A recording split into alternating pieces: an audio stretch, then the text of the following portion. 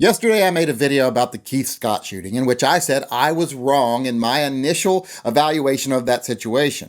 I said I was wrong in saying that why should we listen to his family's accounts because they weren't there, and I was wrong in saying the police already proved he had a gun by showing us a picture of the gun on the ground at the scene. Later on, after watching video, I decided neither of those things were true. The family was there, and after looking at the video, I don't think what they showed us in that picture was actually the gun.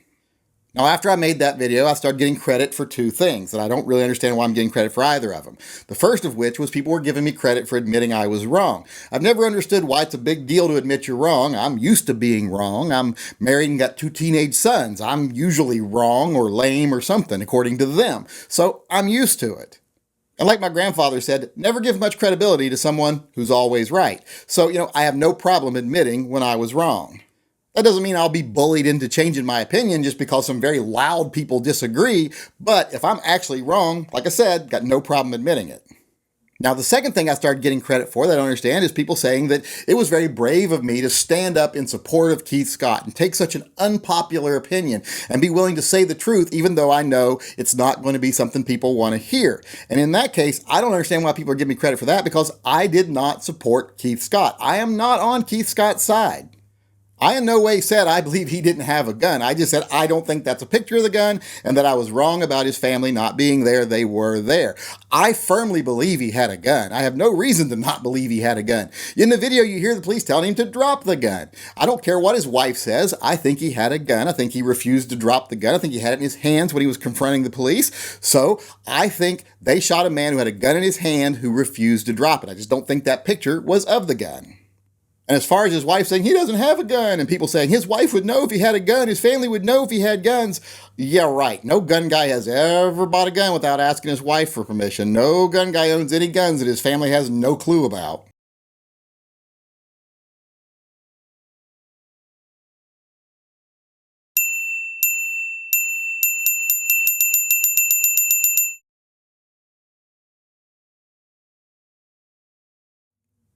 So I am not siding with Scott. I'm just saying I think some of the things that the police said were not accurate, and I think some of the things I said were not accurate. And I said I think police should release the videotape. Now, a lot of people are like, well, why would they release a video of an ongoing investigation? Well, for one, because it's public record. And this is not a trial. This is an investigation. If you said that, well, you can't release information on an investigation until it's over, a lot of investigations never close, so then they'd be able to say they'd never had to release the tapes. And let's not forget, this is what a lot of people seem to miss the point of. North Carolina has just passed a law saying that all dash cam videos, all personal cam videos from police officers are not public record, even though they're public employees and they're public funded and they've got a lot of power that we, the public, give them that they could easily abuse, that somehow they are exempt from scrutiny.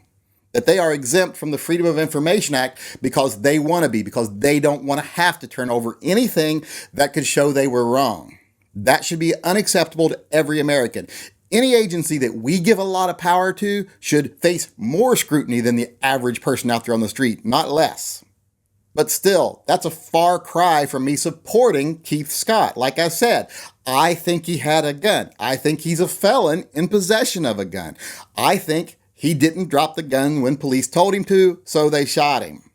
In fact, I think that part of the story is pretty clear cut, and I don't think the police have anything to lose by releasing the tape. They only have things to gain by being transparent and being open in what they're doing. They are a public agency, and they should be facing public scrutiny all the time. They are a powerful public agency that we put a lot of trust in. We should scrutinize them constantly.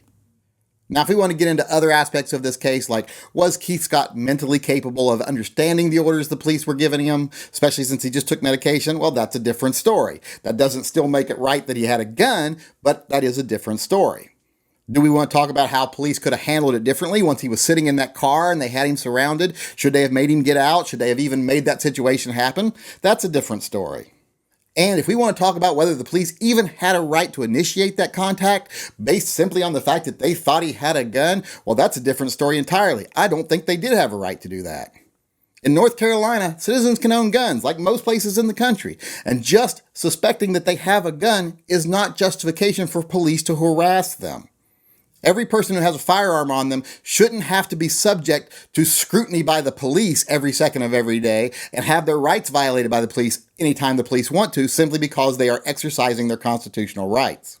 Now, if the police knew he was a felon in possession of a gun, then that's different. They have a right to initiate contact. But if they didn't know who he was, they did not have a right to initiate that confrontation to begin with. And you can't say, well, in the end, he turned out to be a felon with a gun, so it's justified. No, the ends do not justify the means when it comes to violating someone's civil liberties and their constitutional rights.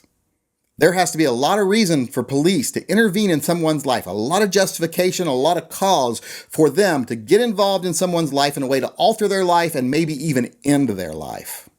And in this case, I think there's a lot of question about whether they had any right whatsoever to even start that confrontation, much less finish it. But when it comes to whether he had a gun and whether the police were actually threatened at the time they shot him, I agree with the police completely. I think that actually happened.